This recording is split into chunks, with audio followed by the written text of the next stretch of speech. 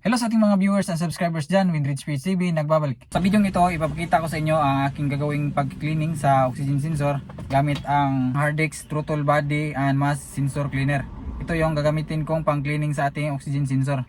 Hindi pa naman nasira yung oxygen sensor ng aking unit at wala pa lumalabas na check engine. Kailangan ko lang siyang linisan kasi medyo matakaw na siya sa gas.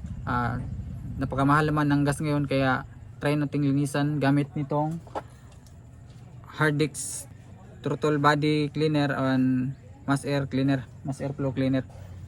Ito yung makina. Then ito yung sensor, bank 1 at saka bank 2. Ito yung isa at ito yung pangalawa. Bago to luwagan, tatanggalin mo muna yung sakit. Pagtanggal nitong sakit, pipindutin to, then hugutin dito. Ayan o. Ito yung kanyang lock. Pindutin lang to, then hugutin. Saka pa natin yan luwagan. Kailangan natin tanggalin yung sakit para hindi siya ma-twist, hindi maputol.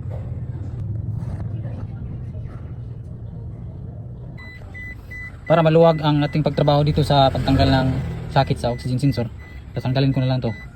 Ito para mayroong space sa ating pagtanggal. Kasi baka mabaliktad natin pagbalik kung hindi natin makita yung itsura niya sa hindi pa natanggal yung sakit. So ayan, tinanggal ko na lang yung hose or pipe ng connection ng intake sa intake manifold kasi sagabal siya sa pagtanggal ng sakit. Ayan, yun yung sakit ng bank 1 at saka yung isa yung natanggal na is yung bank 2. Madali na lang itong tatanggalin. Ito, press lang to dito, then huhugutin dyan palabas. Ayan, madali lang matanggal.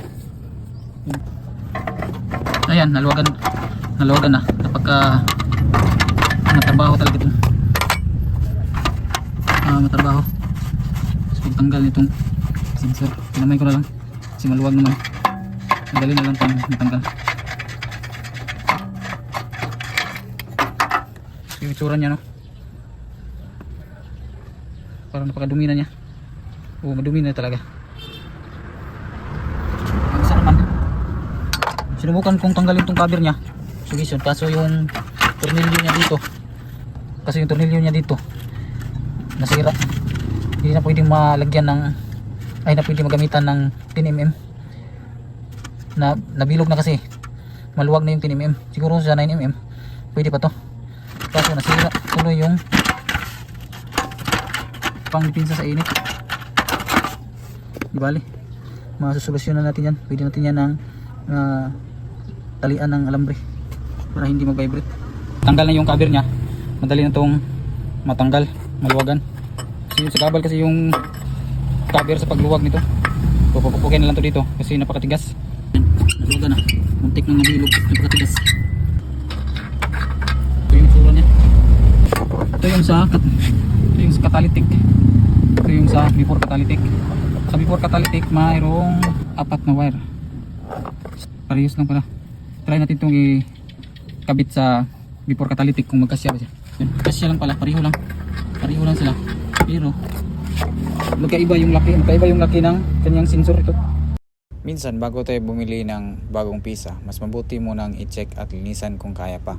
Tulad na oxygen sensor, kapag marumi lang, may pagkakataong bumabalik pa ang maayos nitong performance. Pero tandaan, hindi lahat ng problema ay nadadaan sa cleaning. Kung sira na talaga ang sensor, wala nang magagawa ang cleaner at kailangan na itong palitan. Importante rin na gumamit ng tamang cleaner at huwag itong kuskusin ng steel brush dahil sensitibo ang oxygen sensor. Isang maling galaw lang, pwede pa itong tuluyang masira. Mas maganda pa rin na mag-diagnose muna bago magpalit ng pisa para hindi sayang ang gastos. Hindi lahat ng check engine light ay nangangahulugan kailangan nang bumili agad ng bago. Sana may natutunan kayo sa aking YouTube video at huwag niyong kalimutang mag-like and subscribe sa ating YouTube channel, Windridge PHCB. God bless everyone. Ito na yung itsura niya after nag-cleaning kahapon. Niliha ko lang yung dulo dito. Niliha ko lang siya para makuha yung mga dumi na dumikit. Pwede nitong ikabit ulit. Balik natin itong oxygen sensor sa bank 1 before catalytic.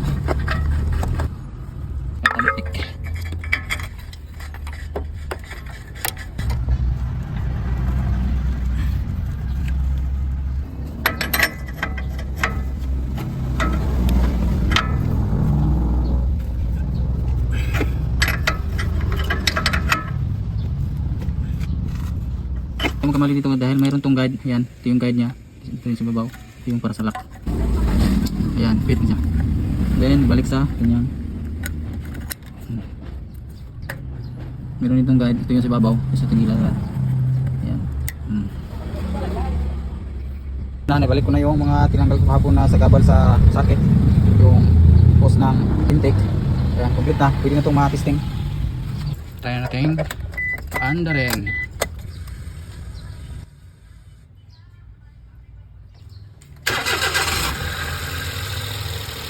Good. Ito. Walang lumabas na check engine. No, successful lang ating trabaho. Walang lumabas na check engine. So, ang may rekomenda ko sa inyo na cleaner is ito, Hardex.